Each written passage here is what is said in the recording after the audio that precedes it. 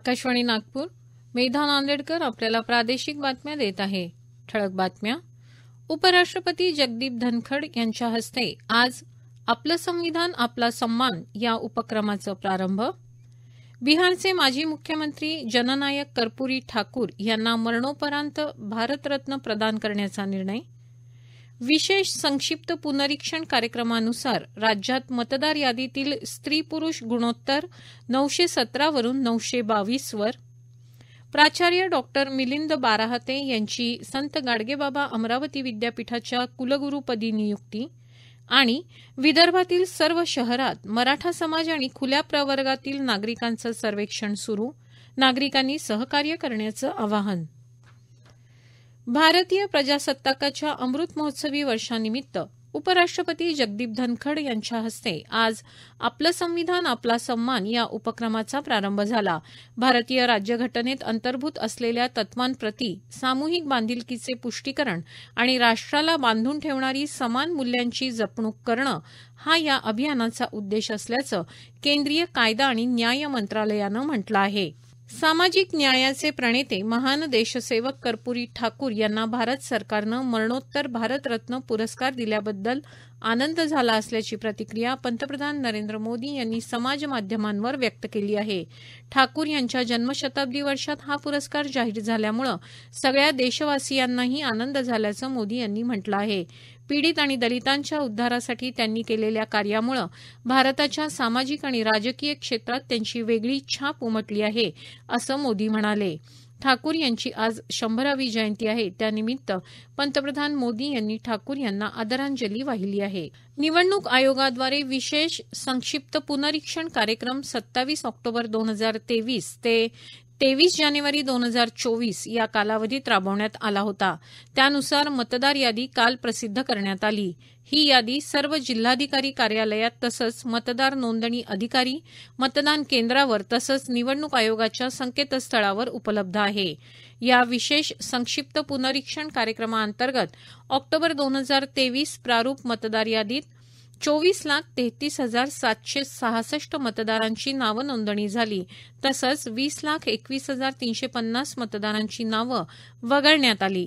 त्यामुळे अंतिम मतदार यादीमध्ये 4,12,416 मतदारांची निव्वळ वाढ होऊन एकूण मतदारांची संख्या 9,12,44,669 इतकी झालेली आहे.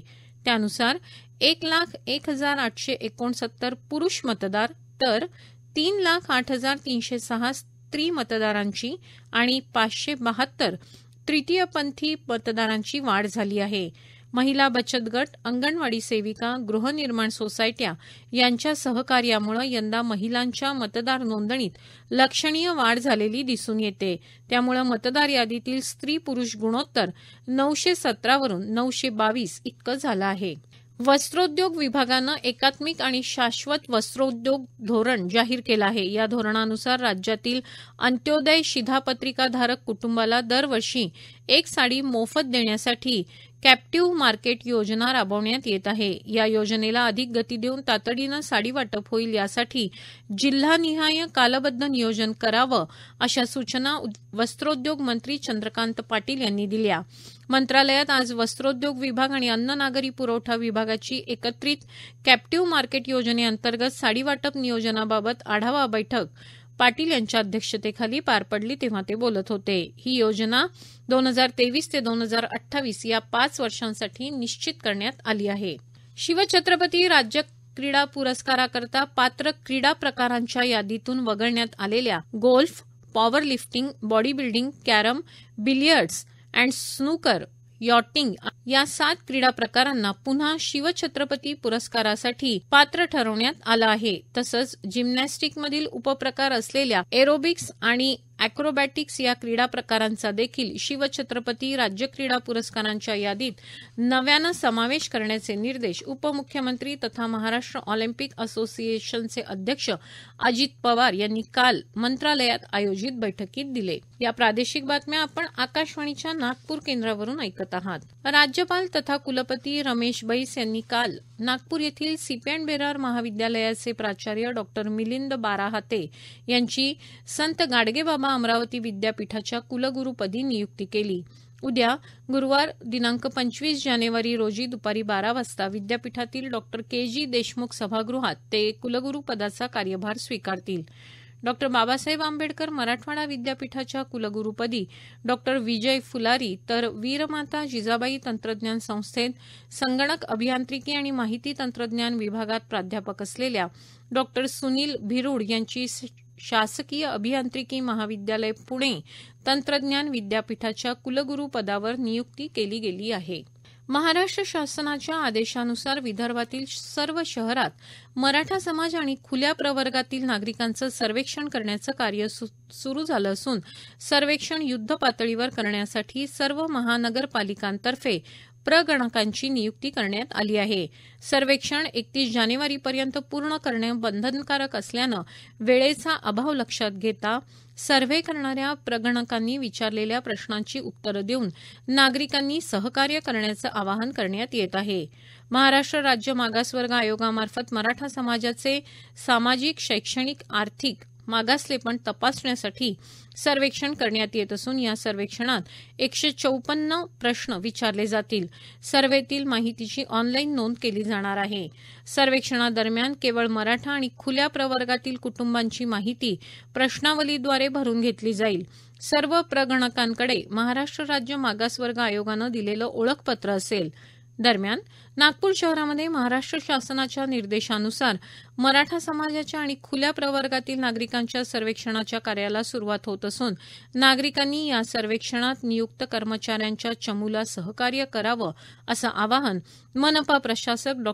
अभिजित चौधरी यांनी केलं आहे.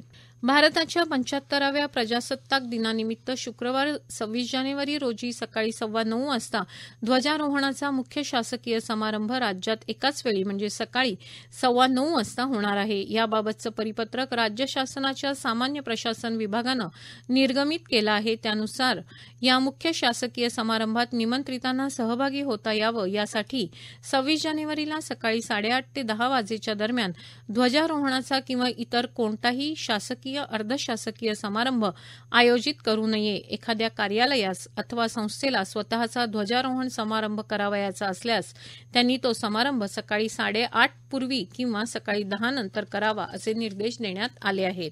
देशाच्या उत्तर भागात थंडीची तीव्र लाट आली असून सर्वत्र दाट धुकं पसरलं आहे. धुक्यामुळे दृश्यमानता कमी होऊन जनजीवन विस्कळीत झालं आहे. दरम्यान आज नागपूर विमानतळावर 14.6 अंश सेल्सिअस इतक्या किमान तापमानाची नोंद झाली आहे. भारतीय हवामान खात्यानं विदर्भात 25 जानेवारीपर्यंत काही ठिकाणी हलक्या पावसाची शक्यता वर्तवली आहे. गेल्या 2 दिवसांपासून विदर्भातील अनेक भागांमध्ये अधूनमधून पावसाच्या हलक्या सरी कोसळल्याची नोंद आहे.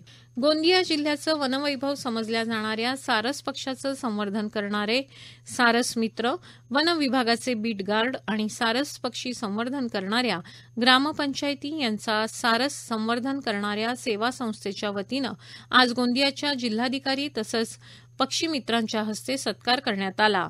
संपूर्ण महाराष्ट्रात गोंदिया भंडारा जिल्ह्यात तसंच गोंदिया जिल्ह्याला लागून असलेल्या बालाघाट जिल्ह्यात सारस पक्षी असून सेवा संस्थेच्या वतीनं तसंच वन विभागाच्या वतीनं सारस पक्षाचं संवर्धन करण्यात येत आहे. शेवटी पुन्हा ठळक बातम्या.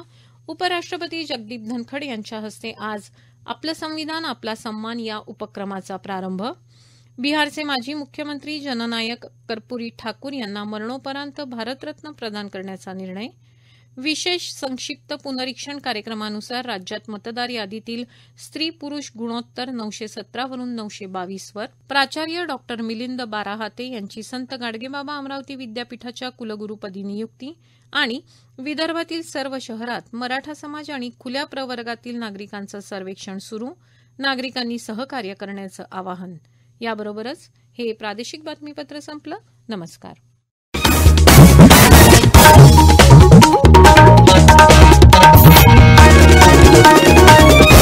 Thank you.